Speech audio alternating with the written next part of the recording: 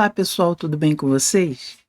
Hoje eu estou melhor e eu vim aqui para falar com vocês a respeito de um livro que pode ajudar vocês nos clássicos.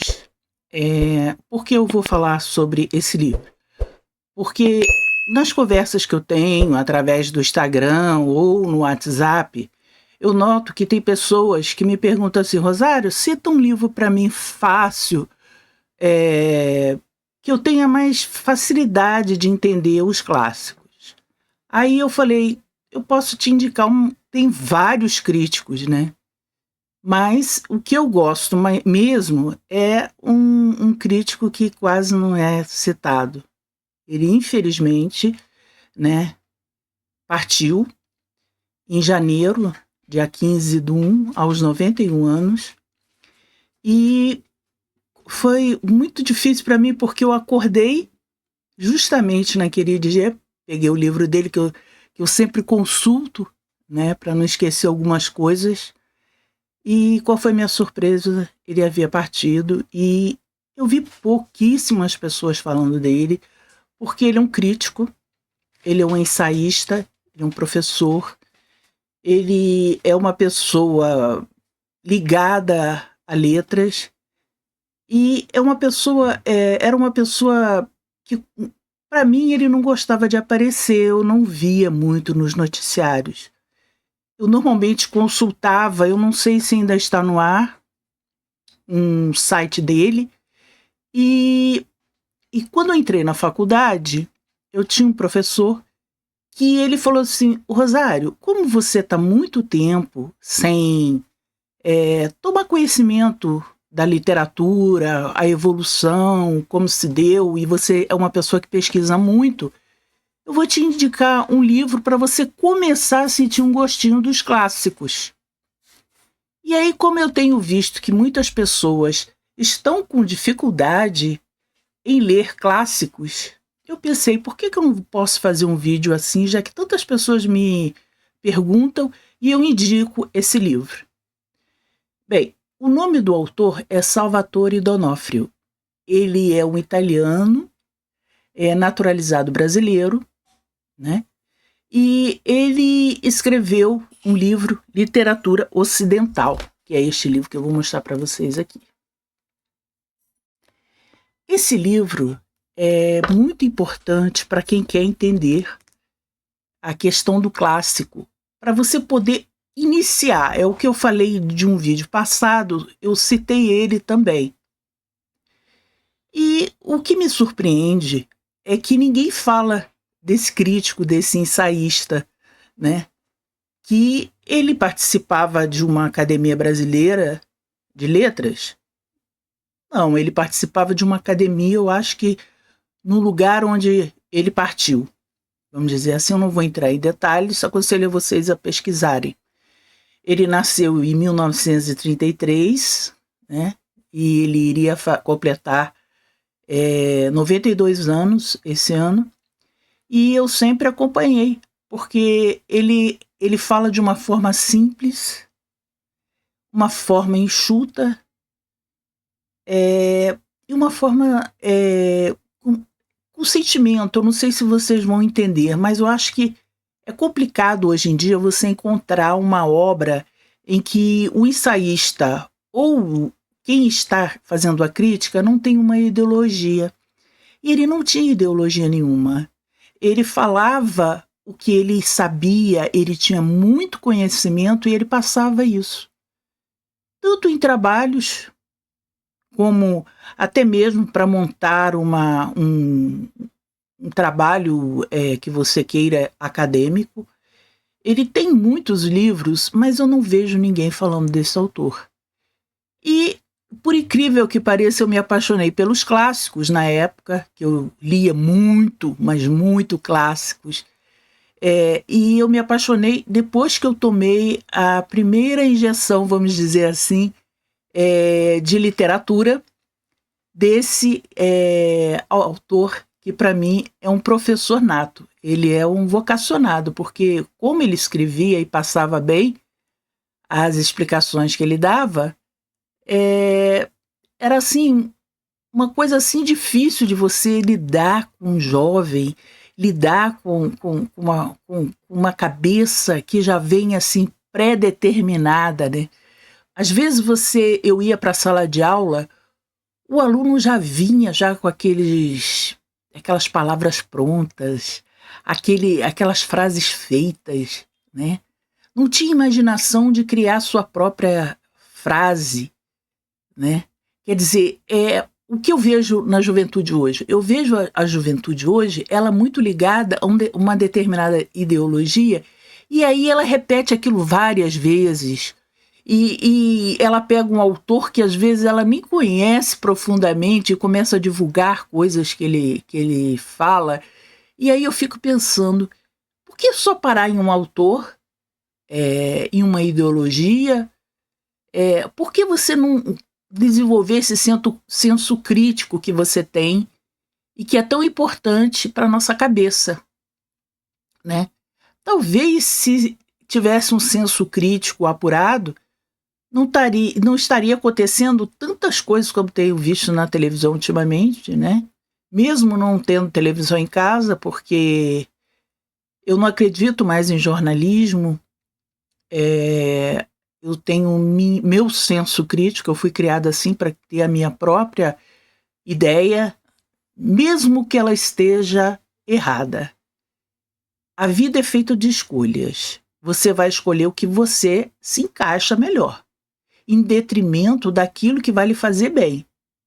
Se não te faz bem, mas para o outro é certo, tudo bem, tchau, tenha um bom dia. Se for para mim, aí já é outro entendimento, ele tem que me fazer bem, né? Eu não vou chegar perto de uma pessoa, empurrar uma pessoa e falar assim, eu te empurrei porque você não gostou do livro que eu gostei. Olha, eu vou pegar você e você não vai mais entrar na sala de aula porque você não gosta de um determinado autor e esse autor está vendendo milhões e milhões de livros, enquanto você fica aí com esse livrinho seu, inútil. Pode ser inútil para ele, mas para mim não pode.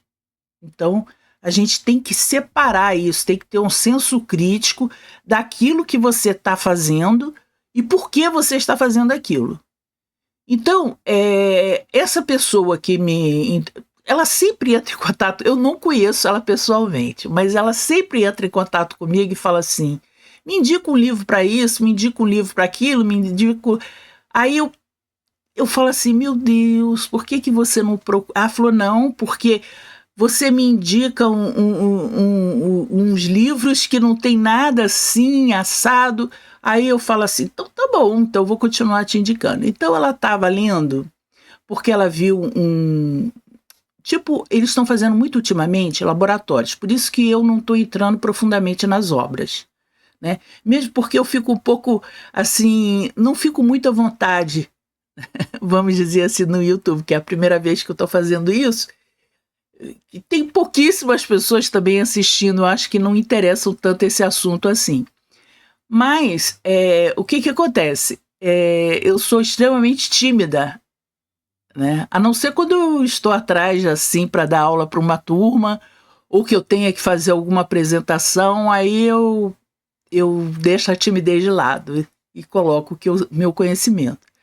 Mas enfim, ela estava preocupada porque ela participava de um laboratório que falava sobre a Divina Comédia. E ela falou, Rosário, tá difícil demais para mim, eu não sei o que eu faço, pelo amor de Deus, me ajuda. Eu virei e falei assim, olha, vamos começar? Se você já pagou o curso, o que acontece? Quando você paga um curso, você fica com ele, você tem que ver se o curso vai ser um curso vitalício ou se não vai ser, enfim. Você verifica isso e você começa pelo início. Você procura um ensaísta em que ele vai fazer uma crítica ou ele tem algum artigo ou alguma coisa que você entenda da obra que você está lendo. Não é para você pegar a obra e o que ele escreve e você seguir exatamente o que ele está falando ali. Mas é para te dar vamos dizer assim, um caminho para você, através do que ele falou, criar o seu senso crítico em cima daquela obra, e depois que você pega a obra e que você, como eu vou te dizer, quando você sente aquilo que está escrito ali, o que você vai fazer? Você vai ter o seu senso crítico, você vai poder fazer com que o que você entendeu seja uma forma melhor para o seu entendimento, e aí você vai procurar, sim, aqueles críticos que já estão acostumados há anos e anos com doutorado. Por exemplo, o professor Salvatore, ele se formou em 1964, mas o livro dele está atualíssimo, mas eu não vejo nenhuma editora publicando os livros dele, então é difícil você achar os livros dele. Eu estou, inclusive, procurando um livro dele que é dificílimo você achar. Então, você tem que pensar que você vai, sim, ter um crítico, mas não pode ser um crítico, é igual ao futebol, você não pode ter um craque de estimação, você não pode ter um político de estimação, você não pode ter um padre de estimação. Por quê? Porque se você tiver um padre de estimação, você pode mudar de cidade aí. Você tem um crítico de estimação, mas aí você de repente ganha um livro de um outro crítico e aquele crítico te toca mais. Aí você, de repente, o time de futebol contrata um outro craque e você se afeiçoa a ele melhor. Então a gente nunca pode falar nunca e você tem que sentir aquilo que você está lendo e compreender. Eu tenho muita admiração pelas pessoas que decoram as coisas. Eu sempre gostei muito disso, de decorar. E tanto é que as pessoas que têm aqueles poemas do Fernando Pessoa, que falam abertamente, com uma facilidade, tipo a professora Cleonice, que também já faleceu. Então são pessoas que, mesmo apesar da idade, você vê que elas ainda continuam lúcidas. Ele estava plenamente lúcido, né? Então, aí ela falou comigo, Rosário, e aonde que eu compro esse livro? Eu falei, olha, ele está em falta, mas você pode encontrar nesses sites que tem aí livros usados. E por incrível que pareça, ela conseguiu num sebo. Aí depois ela veio falando, Rosário, você não existe, você me indicou um livro que me facilitou a vida. Eu falei assim, que bom que eu ajudei, né? Hoje em dia as pessoas só ajudam por interesse ou por alguma coisa, né? Que você... Aliás, o ser humano é assim, né, gente? Você não faz nada de graça, ou então, se você expõe um conhecimento, você tem que cobrar alguma coisa. Se você der alguma coisa, você vai futuramente ter alguma coisa em troca. É a lei da troca, né? Não existe. Desde aquela época das línguas do latim, era assim, né? Existia o livre mercado, então não vem me dizer que agora é com o capitalismo que existe isso. Antigamente já existia, né? Então, quer dizer, é muito importante vocês terem essa noção. Então, por isso que eu estou falando com vocês sobre esse livro, e eu vou mostrar aqui para vocês que ele é do ano... Quando eu comprei, eu estava na faculdade. E aí, ele tinha a parte que fala da Divina Comédia. Eu não sei se para vocês vai ficar bom. Deixa eu chegar um pouquinho para frente. Não sei se vai ficar bom. Sim, eu acho que fica melhor. Enfim, esse livro, ele fala aqui, ele dá uma introdução sobre a Divina Comédia. E ele fala também sobre outros assuntos, como os períodos, né, da literatura grega, porque ele era formado em línguas neolatinas, né? Então, você aqui tem era medieval, era moderna, a época romântica da era moderna, século XX, o simbolismo. Então, você tem um prefácio que já te dá uma boa noção do que ele fala aqui. Ele te dá uma visão da literatura ocidental maravilhosa. Não sei se dá para vocês verem aqui. Enfim, Se eu ficar aqui, tá dando problema ali. Mas ele também tem uma questão que eu acho muito importante. Esse livro aqui, ó, eu só consegui ele depois da faculdade. Você vê. Por que eles não publicam, né? Não é interessante, né, para eles, né? Vou botar um pouquinho aqui, ó. Por que não, né? E esse maravilhoso aqui, que tem até algumas coisas, às vezes, as pessoas me pedem, né? E eu indico. Para mim, ele é excepcional. E, infelizmente, uma grande perda. Infelizmente, ele não era da Academia Brasileira de Letras, que deveria ser, quanto a tantos lá que não fizeram o que ele fez, o que ele contribuiu, mesmo ele sendo italiano e se naturalizado brasileiro, ele nos deu e nos deixou muitas obras que nos ajudam até hoje, e eu procuro passar isso para os jovens que eu conheço. Como também o Antônio José Saraiva, que para mim, os alunos de letras devem conhecer, que já devem ter ouvido falar, sobre literatura portuguesa, Antônio José Saraiva, o famoso Saraivão, que todo mundo chamava. E eu tenho esse aqui, que é uma iniciação, que eu indico muito para as pessoas que gostam de língua portuguesa, né? Tem uma Saúde Moisés também, que eu prefiro mais o Antônio José Saraiva. Para vocês verem que eu não fico somente num crítico. Vocês têm que saber o que vocês querem e como vocês poderão desenvolver isso. Ter um senso crítico. Gente, isso é importantíssimo que eu estou falando com vocês. Não sigam ninguém, procurem descobrir vocês as coisas. É muito fácil você chegar e gostar de uma pessoa e essa pessoa te levar para outra pessoa porque aquela pessoa gostou, mas não você. Você tem que ter a sua própria independência. O que é a liberdade? A liberdade é você respeitar a liberdade do outro para você ter a sua.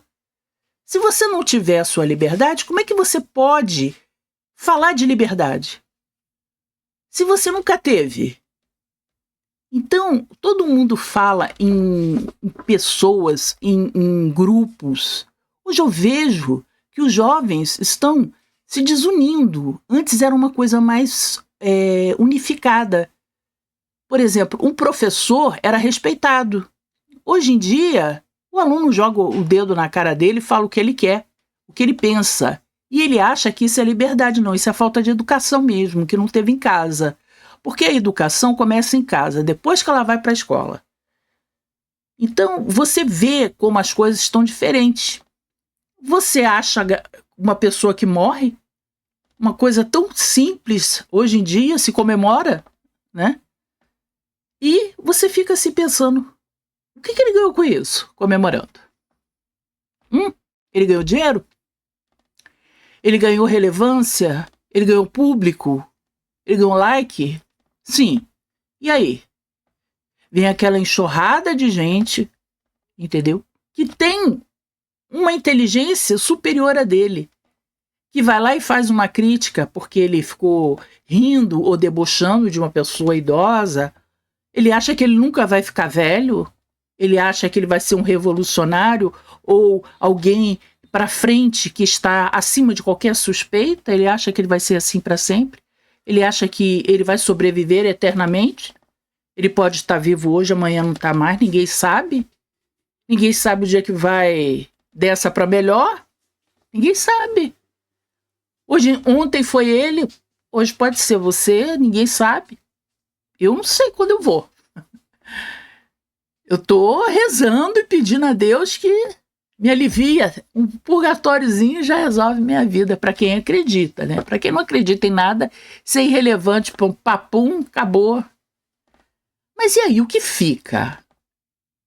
Quando você é uma pessoa importante, que você tem um senso crítico, que você tem um determinado conhecimento, essa coisa fica.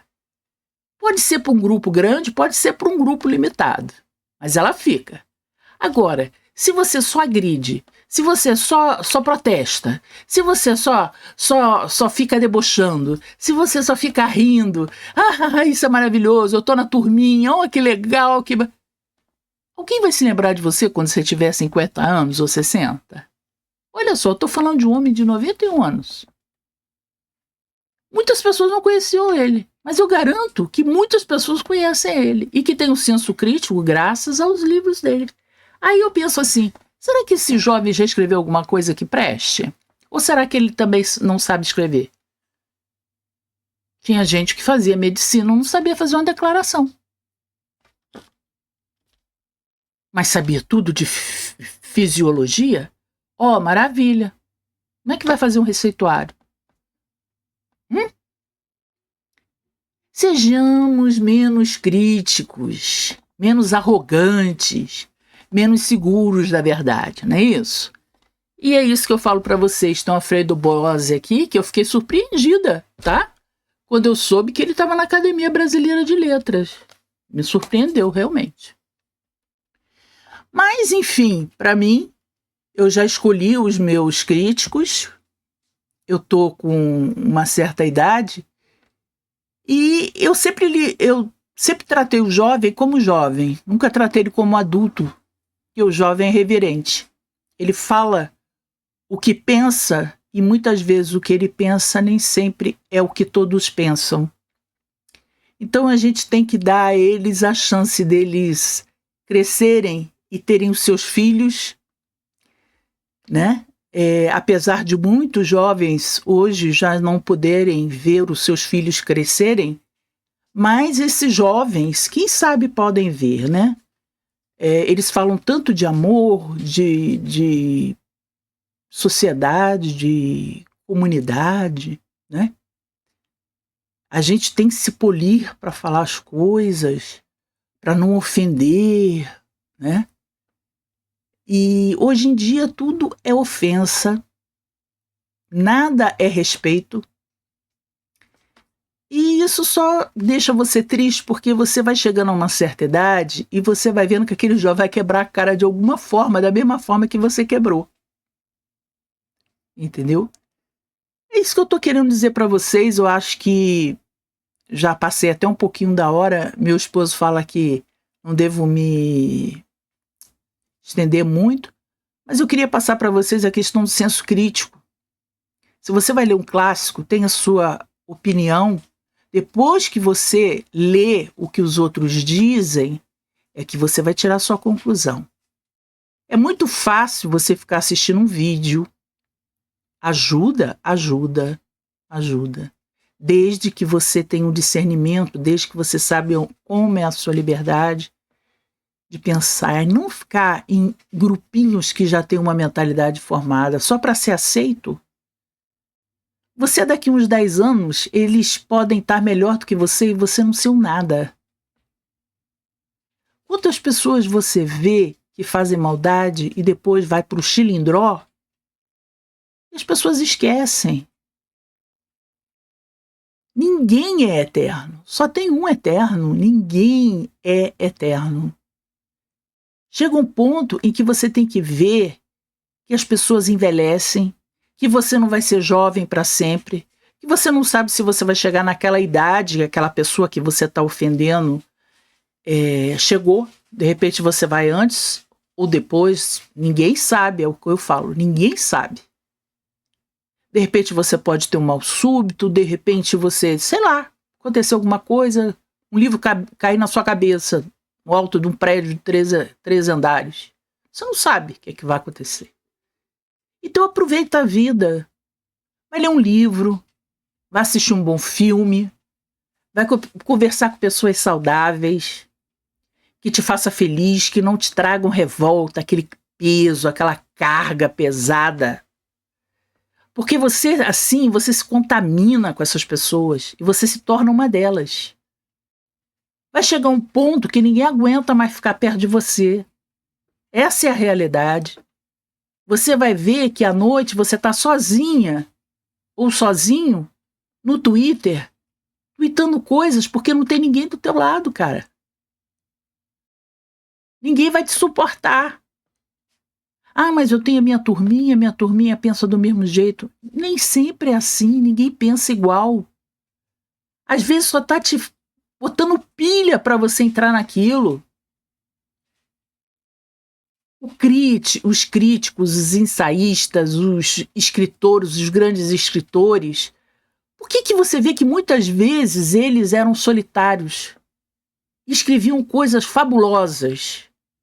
Porque muitas vezes eles não se encaixavam aquilo. Eles não viviam em bando. Porque hoje a gente vê o jovem vivendo em bando. Eu digo bando no sentido literal da palavra. Entendeu? Você não tem aquele amigo que te ajuda a dar. Vamos lá que a gente vai vencer. Vamos lá que a gente vai fazer isso aqui, vai dar certo. Não, você fica preocupado com a grama do vizinho. Porque ele é disso, porque ele tem um time, porque ele tem um partido, porque ele gosta de fulano, porque ele gosta de ciclano. Não, não aceito. Você não tem que aceitar nada. Você tem que ter a sua ideia própria. Você não tem que dizer para as pessoas gostar daquela pessoa ou de outra pessoa. Você primeiro tem que se amar. E depois, se você se amar direito, porque eu digo que tem pessoas que não se amam. Dizem que se amam, que são bem resolvidos, mas vivem sozinhas. Ninguém aguenta ficar perto daquela pessoa. O máximo que faz é uma visita, oi, oi, oi, oi. Ou a própria pessoa mesmo fica sozinha. Então, os verdadeiros amigos são aqueles que ficam do seu lado mesmo quando você não tem nada para dar. E que te dá conselhos bons. Às vezes você passa 2, 3 anos, aí aquela pessoa vem e te passa uma mensagem, de repente, no WhatsApp. E isso é tão legal que você pensa assim, poxa, ela não me esqueceu. Ela não esqueceu. Ela de forma alguma, ela esqueceu o que nós vivemos. De forma alguma. Isso aqui é importante. Aí você vai para a internet, às vezes você vai falar uma coisa de uma pessoa que você não conhece. Você não sabe o que essa pessoa está passando. Você não sabe o que essa pessoa está dizendo. Você não conhece a vida dessa pessoa. Aí você vai lá e manda aquele mantoeira de besteira. Pô, mas aprenda a administrar o tempo. Faça uma relação das suas prioridades. Sabe? Quando a gente está muito louco da cabeça, muito doidão, a gente não pensa, a gente só faz caquinhas. E essas caquinhas têm consequências futuras. Para o nosso entendimento, para a nossa convivência, para a nossa família. Entendeu? E isto eu estou falando e me estendendo aqui porque eu vi coisas absurdas essa semana na televisão. Coisas que eu, sinceramente, era preferível não ter assistido porque não me acrescentou em nada. Só acredito numa coisa. Uma pessoa não vê a outra como ser humano. Porque se a pessoa entendesse o que é ser humano, elas não fariam o que elas estão fazendo atualmente. E isso eu deixo aqui para vocês meditarem essa semana. O que é ser humano? O que é ser humano? Se você machuca uma pessoa do lado e essa pessoa te machuca de volta, você não vai sentir dor como ela sentiu? Ou você acha que só ela que vai sentir dor? Você não vai sentir dor. Então isso fica para vocês, jovens, adultos, velhos. Não é só os jovens que são assim, não. Os velhos é que às vezes encaminham jovens para isso que a gente está vivendo hoje. Enquanto vocês deveriam ensinar o quê? O que é educação. Mas não, o que vale hoje em dia é o que se tem na conta. O que se tem uma boa aposentadoria, que se faz um bom concurso, que fica mais de 24 horas trabalhando. Então, eu estou querendo aqui com vocês.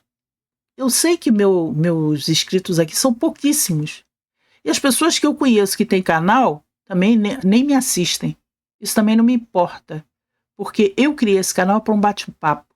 As pessoas que ouvirem o que eu estou falando vão entender exatamente o que eu estou falando. Eu não estou julgando e não estou ofendendo ninguém. Estou falando de uma forma generalizada. Dessas coisas que estão acontecendo, desses absurdos que estão acontecendo, e que os pais também são responsáveis por isso, e que os educadores têm uma parte de culpa nisso por levarem ideologias hipócritas para dentro das salas de aula quando deveriam passar o conhecimento que têm e não passam, ficam retidos com eles. E os jovens não enxergam isso. Porque hoje, se você passar uma prova realmente de língua portuguesa, você vai ver que nos outros países não tem a nova ortografia da língua portuguesa. Você vai ver que em Portugal só tem uma ortografia. Por que que nos outros países eles não mudam a ortografia? Aqui a gente vive mudando de ortografia. Aquele professor, depois que sai da faculdade, tem que fazer um curso, porque o que ele aprendeu já não existe mais. Por quê? Por que essa mudança? É para mais publicação de livros? É para isso? É para ganhar mais dinheiro? É para ensinar o jovem a ficar mais... É isso ou aquilo? Ou será que eu escrevi certo? Ou será que eu devo falar assim? Criar dúvidas? Vocês não terem a certeza daquilo que vocês estão escrevendo? Porque pelo que eu estou vendo, vocês não têm certeza do que vocês escrevem na internet? É tanto erro de português e tanta coisa absurda que você vê, que você, por fim, você não sabe. Aí ficam criando aí coisas absurdas. Aí o professor sai da faculdade, achando que vai dar aula para uma escola pública, e chega lá e tem que aprender novamente o que ele ficou anos aprendendo. Isso é justo? Para alguns, né? Que são concursados, né? Que vão para aula, às vezes pagam um professor para dar aula no lugar dele, porque aquele dia ele está cansado, né? Porque ele está concursado, o outro não está, né? Aí ele chega e ainda fala assim, mas eu sou concursado, eu estudei para isso. Sim. E por causa disso que você estudou para sempre, você vai desprezar uma pessoa que trabalha numa lanchonete, num restaurante, porque ela não tem concurso. Você vai explorar essa pessoa. É o que eu falo, hipocrisia. Hipocrisia. Sejamos menos hipócritas, né? Para que inventar isso tudo de nova ortografia? Cada ano é uma beleza. Cada ano é uma coisa assim fantástica. Esse livro aqui, ele não está de acordo com a nova ortografia. Mas eles estão inventando outra. Então será que vale a pena realmente você comprar um livro atual para você ler? Pensa nisso. Seja ser humano, tenha senso crítico, seja inteligente, não seja hipócrita. Isso eu não estou falando para uma ou para aquela ou para aquele, para isso, para aquilo, que sirva para quem a carapuça servir direitinho. E com certeza eu sei que vai servir para muitos. Inclusive, às vezes, para a própria minha família. Eu sei que a minha família mesmo não assiste meus vídeos. A minha própria família não assiste. E eu fico chateada com isso? De forma alguma. Direito de escolha. Eles escolheram e está tudo correndo perfeitamente do jeito que deveria ser. Como meu marido gosta de Star Wars, eu vou finalizar esse vídeo aqui que está um pouco longo, que eu sei que ele vai ficar chateado, porque eu estou falando muito e ele é que manja tudo disso aqui. O Mandaloriano, ele fala como tem que ser. Aí eu acrescento, nem sempre. Tenha uma boa semana, fiquem com Deus e que espero que essa semana tenha boas notícias. Se não tiver, tá aqui as minhas orações para que tenha.